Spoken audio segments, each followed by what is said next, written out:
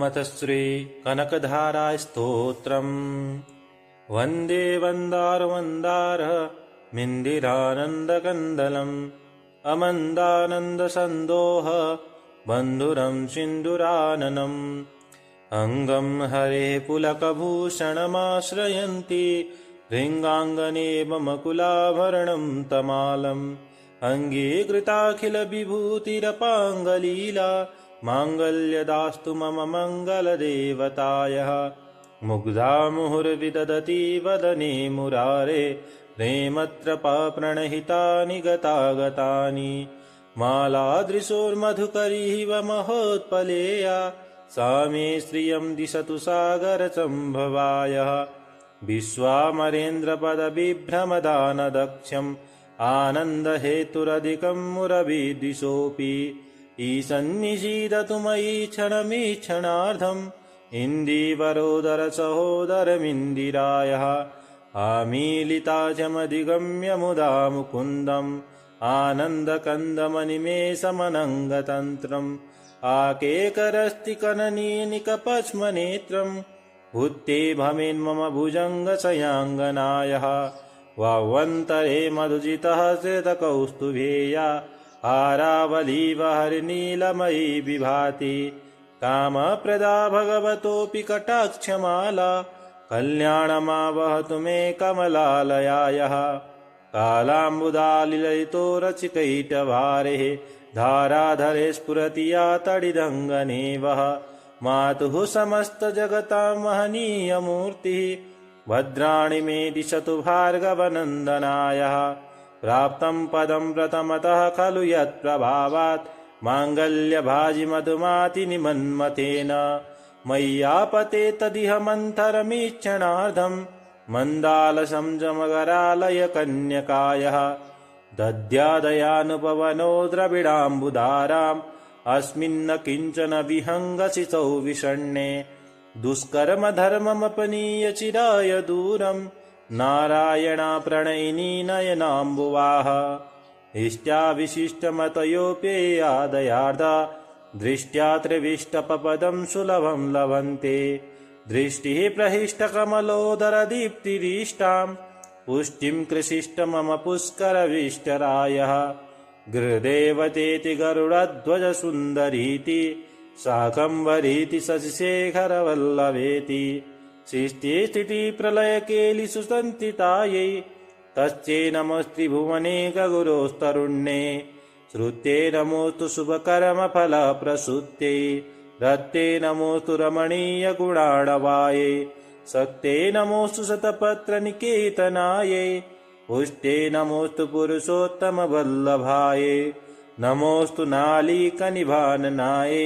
नमोऽस्तु दुग्धोदधिजन्मभूत्यै नमोऽस्तु सोमामृतसोदरायै नमोऽस्तु नारायणवल्लभायै सम्पत्कराणि सकलेन्द्रियनन्दनानि साम्राज्यदानविभवानि सरोरुहाक्षि त्वद्वन्दनानि दुरिताहरणोद्यतानि मामेव मातरनिशं कलयन्तु मन्ये यत् कटाक्षसमुपासनाविधिः सेवकस्य सकलार्थसम्पदः सन्तनोति वचनाङ्गमानसहित्वां मुरारी हृदयेश्वरीं भजे सरसजनिलये सरोजहस्ते धवलतमांसु सुगन्धमाल्यशोभे भगवति हरिवल्लभे मनोज्ञे त्रिभुवनभूतिकरी प्रसीद मह्यम् दिग्दष्टिभिः कनककुम्भमुखावसृष्टा सुरवाहिनी विमलचारुजलप्तुलाङ्गीम् प्रातर्नमामि जगतां जननीमशेष लोकाधिनाथगृहिणीममिताब्धिपुत्रीम् कमले कमलाक्षवल्लभे त्वं करुणापूरतरङ्गितैरपाङ्गैः अवलोकय माम किञ्चनानां प्रथमं पात्रं कृत्रिमं दयायाः स्तुवन्ति ये स्तुतिभिरवेवन्वहं त्रयीमयीं त्रिभुवनमातरं रमां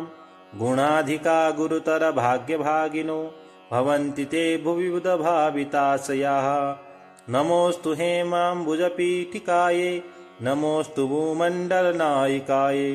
नमोऽस्तु देवादिदियापरायै नमोऽस्तु सारङ्गयुधवल्लभायै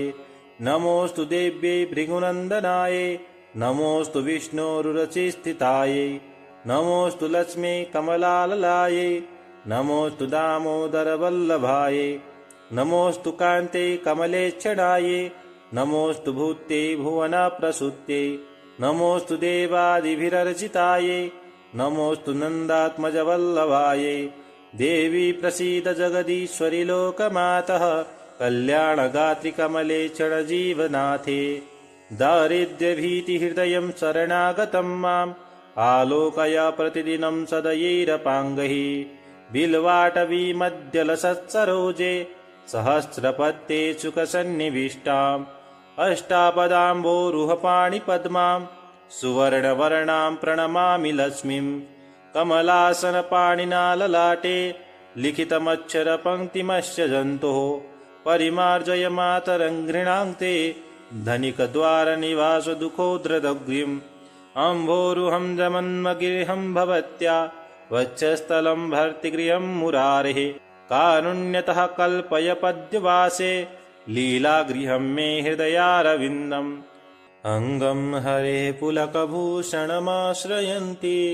भृङ्गाङ्गने ममकुलाभरणं तमालम् अङ्गीकृताखिलविभूतिरपाङ्गलीला माङ्गल्यदास्तु मम मङ्गलदेवतायः मुग्धा मुहुर्विदधति वदने मुरारे प्रेमत्रपप्रणहितानि गतागतानि मालादृशोर्मधुकरीव महोत्पलेया सा मे श्रियं दिशतु सागरसम्भवायः विश्वामरेन्द्रपदविभ्रमदानदक्षम् आनन्दहेतुरधिकं मुरविद्विषोऽपि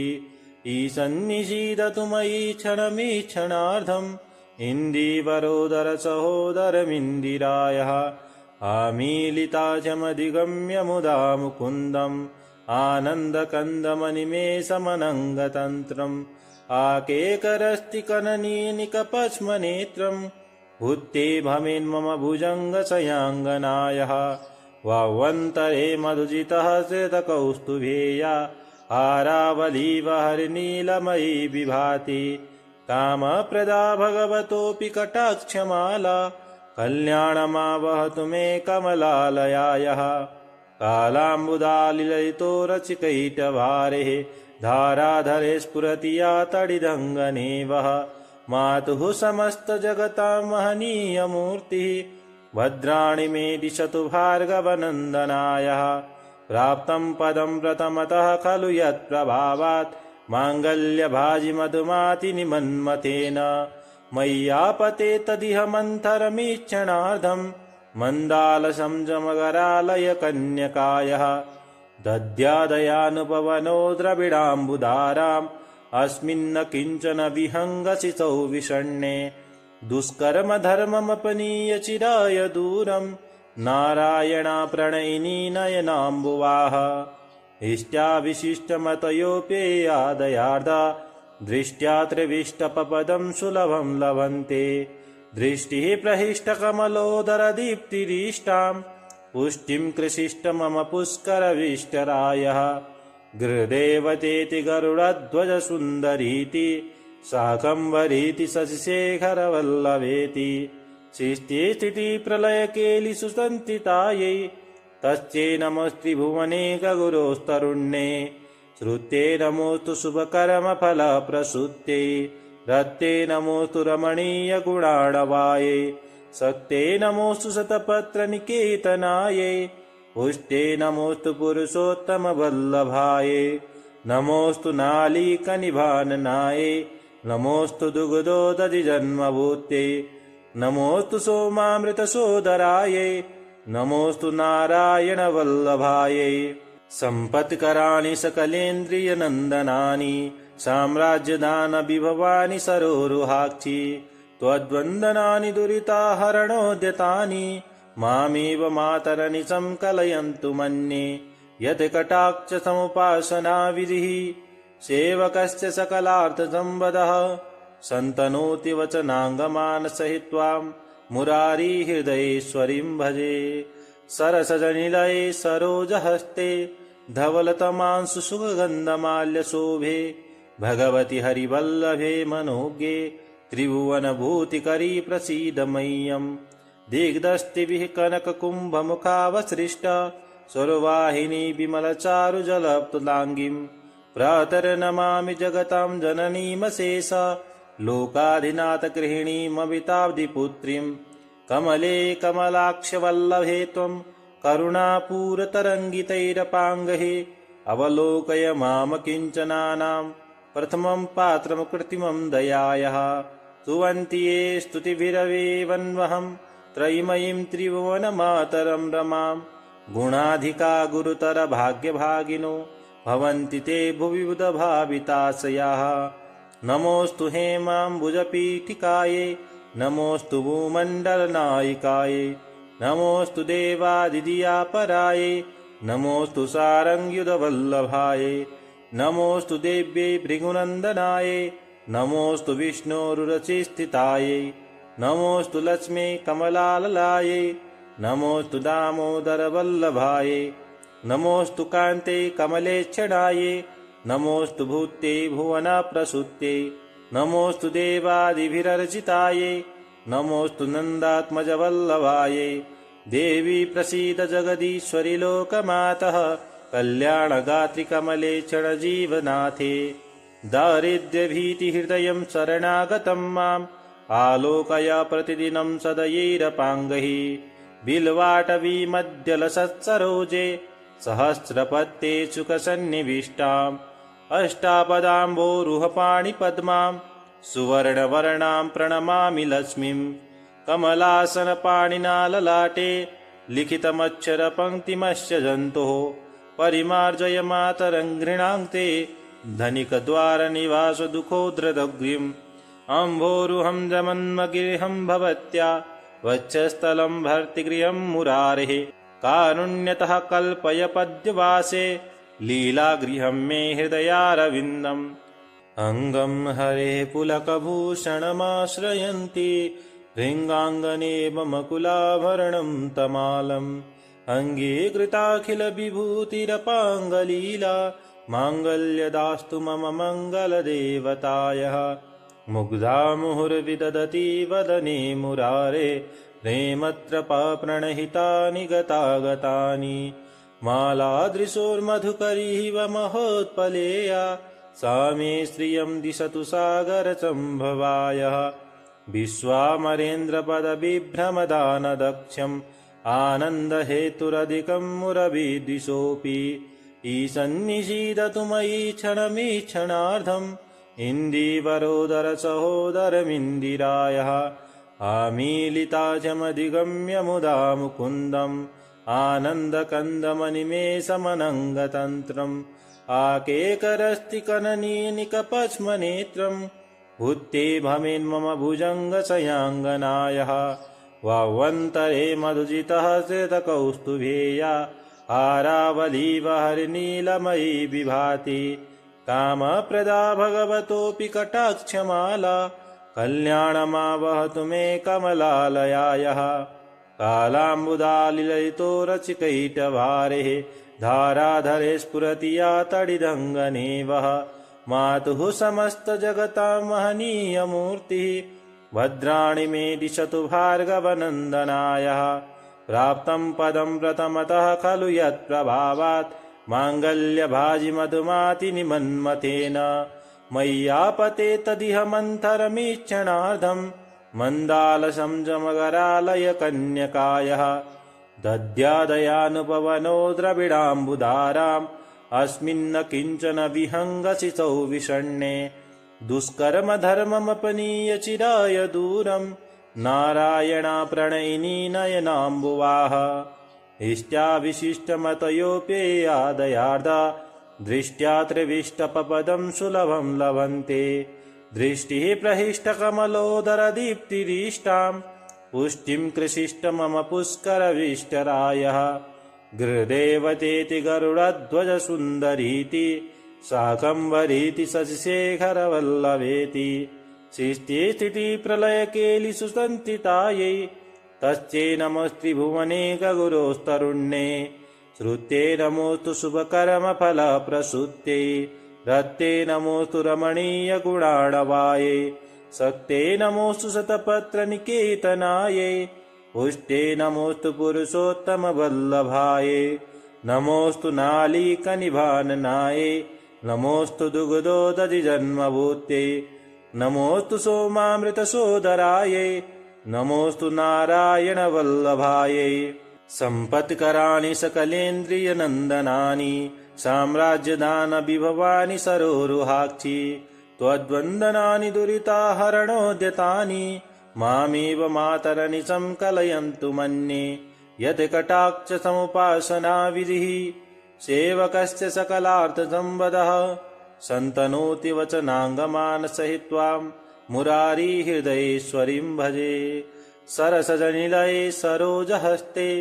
धवलतमांसु सुगन्धमाल्यशोभे भगवति हरिवल्लभे मनोज्ञे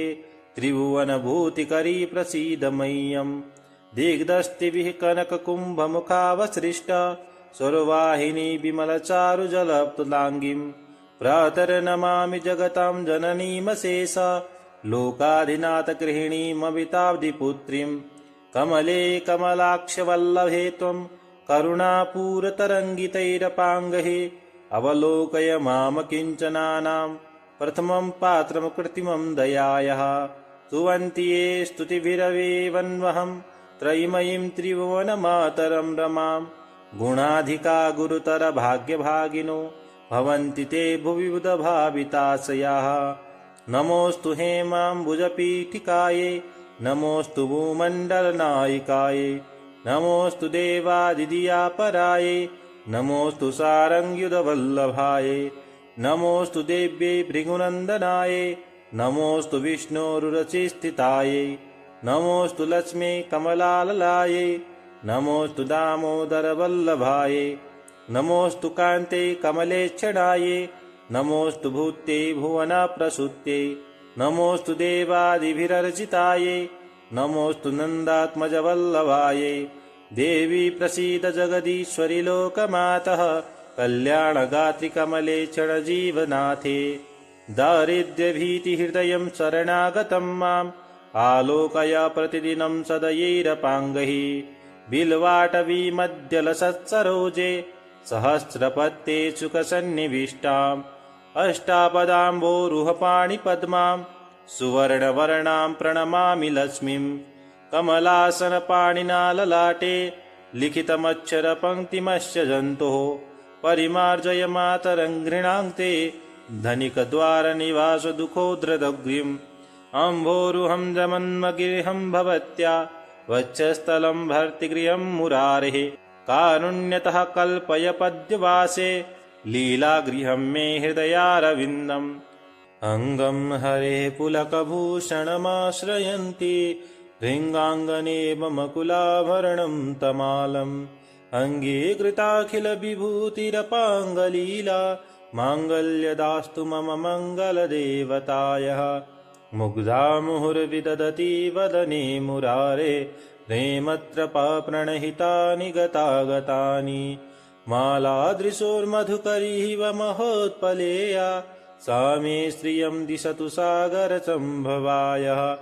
विश्वामरेन्द्रपदविभ्रमदानदक्षम् आनन्दहेतुरधिकं मुरविद्विषोऽपि ईशन्निषीदतु मयि क्षणमीक्षणार्धम् इन्दीवरोदरसहोदरमिन्दिरायः आमीलिता चमधिगम्य मुदा मुकुन्दम् आनन्दकन्दमनिमेषमनङ्गतन्त्रम् आकेकरस्ति कननीनिकपश्मनेत्रम् भूत्ये भवेन्मम भुजङ्गशयाङ्गनायः वावन्तरे मधुजितः श्रितकौस्तुभेया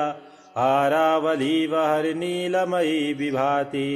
कामप्रदा भगवतोऽपि कटाक्षमाला कल्याणमावहतु मे कमलालयायः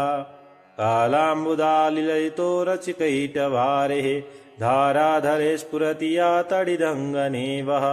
मातुः समस्तजगतां महनीयमूर्तिः भद्राणि मे दिशतु भार्गवनन्दनायः प्राप्तं पदं प्रथमतः खलु यत्प्रभावात् माङ्गल्यभाजि मधुमातिनिमन्मथेन मय्यापते तदिह मन्थरमीक्षणार्धम् मन्दालसंजमगरालयकन्यकायः दद्यादयानुपवनो द्रविडाम्बुधाराम् अस्मिन्न किञ्चन विहङ्गसितौ विषण्णे दुष्कर्म धर्ममपनीय चिराय दूरम् नारायणा प्रणयिनी नयनाम्बुवाः इष्ट्या विशिष्टमतयोपेयादयार्धा दृष्ट्या त्रिविष्टपपदं सुलभं लभन्ते दृष्टिः प्रहिष्टकमलोदरदीप्तिरीष्टाम् पुष्टिं कृषिष्ट मम पुष्करविष्टरायः गृहदेवतेति गरुडध्वजसुन्दरीति शाकम्भरीति शशिशेखरवल्लभेति सृष्टिस्थितिप्रलयकेलिषु संस्थितायै तस्यै नमस्त्रिभुवनेकगुरोस्तरुण्ये श्रुत्यै नमोऽस्तु शुभकर्मफलप्रसूत्यै रत्यै नमोऽस्तु रमणीयगुणार्णवायै शक्त्यै नमोऽस्तु शतपत्रनिकेतनायै पुष्ट्यै नमोऽस्तु पुरुषोत्तमवल्लभायै नमोऽस्तु नालीकनिभाननायै नमोऽस्तु दुग्धोदधिजन्मभूत्यै नमोऽस्तु सोमामृतसोदरायै नमोऽस्तु नारायणवल्लभायै सम्पत्कराणि सकलेन्द्रियनन्दनानि साम्राज्यदानविभवानि सरोरुहाक्षि त्वद्वन्दनानि दुरिताहरणोद्यतानि मामेव मातरनि संकलयन्तु मन्ये यत् कटाक्षसमुपासनाविधिः सेवकस्य सकलार्थसम्पदः सन्तनोति वचनाङ्गमानसहित्वां मुरारीहृदयेश्वरीं भजे सरसजनिलये सरोजहस्ते धवलतमांसु सुगन्धमाल्यशोभे भगवति हरिवल्लभे मनोज्ञे त्रिभुवनभूतिकरी प्रसीद मह्यम् दिग्दस्तिभिः कनककुम्भमुखावसृष्ट